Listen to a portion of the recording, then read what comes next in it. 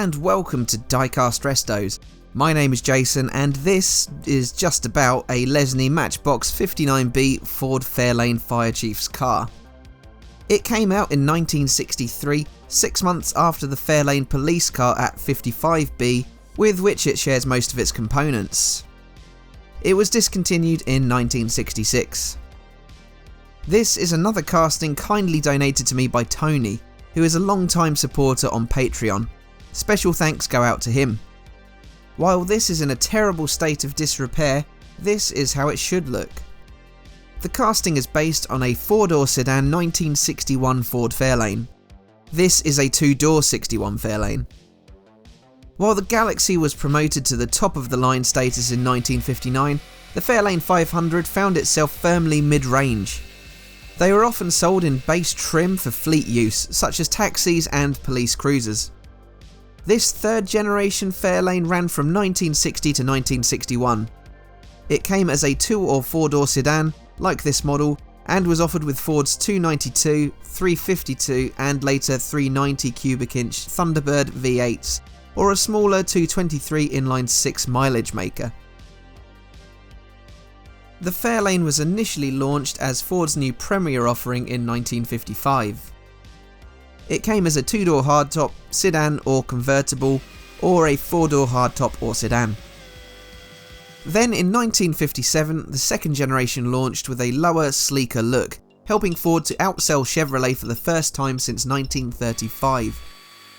Also offered for the first time was the Fairlane 500 Skyliner, fitted with a power retractable hardtop.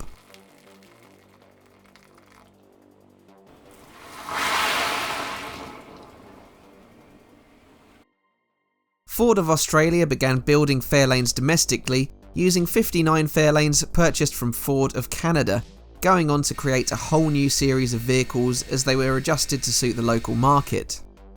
That same year, the Galaxy launched carrying the Fairlane 500 and Galaxy badging.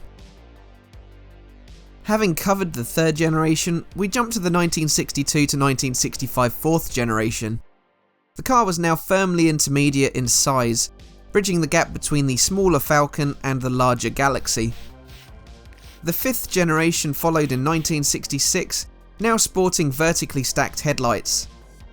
These were then reverted to standard twin dual lamps for the 1968 to 69 6th gen. This generation continued to be produced in Argentina through to 1981. The 1970 7th generation was the last American Fairlane. The intermediate sized cars were from now taking the Torino name instead. So you'll have seen this model was quite understandably suffering some pitting. This was affecting the hood, a small portion on the roof, and a touch on the right side. To fill this in without removing too much detail, I apply Humbrol model filler thinned with liquid poly to those areas. This model borrows all of its components from its sister casting, the 55B Police Car, aside from its beacon and baseplate. The baseplates can on rare occasions be found attached to the incorrect body. The difference is that each states their purpose, fire chief car or police car. The beacon was white plastic instead of a translucent red, in order to stand out from the red painted body.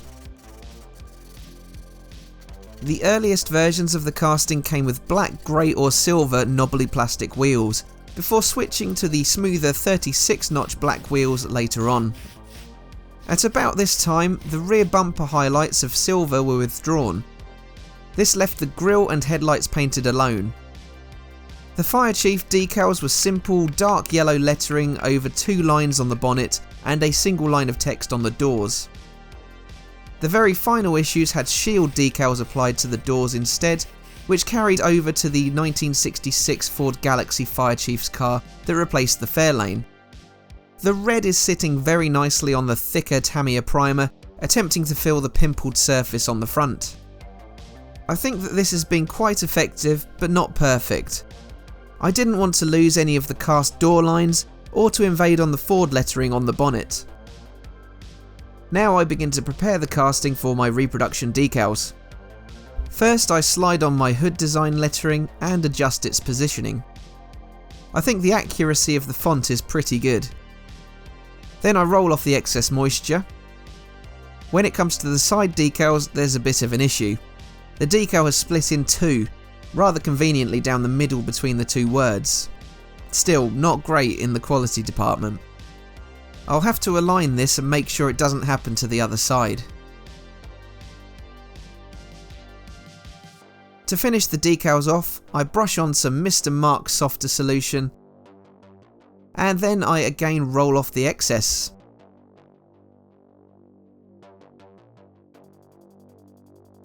Right, so here are all the necessary components to make Tony's old model whole again. First to go in is the cleaned white plastic beacon. The transparency has a slight cutting in the roof to allow for the beacon. Incidentally, Matchbox left the number 55 moulded to the window piece. The far cleaner off-white interior is next, while the base fits over this to seal the deal.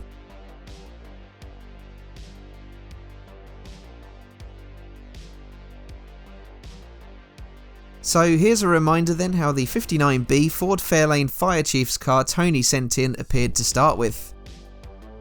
It had barely any paint left, a terribly dirty plastic interior, windscreen and beacon, and a rusted and bent set of axles. The paint exposed the metal, causing a bit of pitting in places, but it was certainly salvageable. And so here is my Fire Chief relief. The casting is looking in much better health with a full coat of paint. The grille and headlights have been picked out in chrome, in keeping with the trim of the era. I've not used any replacement parts, that windscreen is cleaned up simply with a wash and a polish. The decals I sourced look very authentic, if a bit flimsy and tore in half on this side. The wheels were washed in Citadel and chrome was applied to the axle ends. The interior and beacon brushed up superbly too. If you, like Tony, want to send me anything, pop me an email. My address is in the description. As ever, please leave a like, a comment and subscribe for more. Check out my Patreon too and support there if you can. All that leaves me to say is thank you for watching and I'll see you again for the next one. Bye for now.